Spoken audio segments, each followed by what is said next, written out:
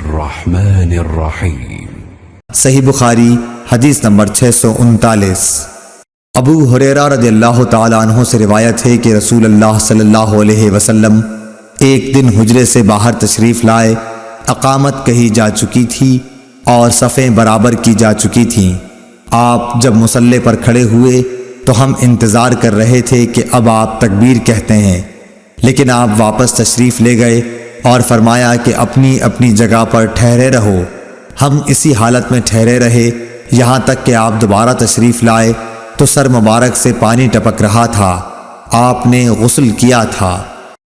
اللهم صل على محمد وعلى آل محمد كما صليت على إبراهيم وعلى آل إبراهيم إنك حميد مجيد اللهم بارك على محمد وعلى آل محمد كما باركت على إبراهيم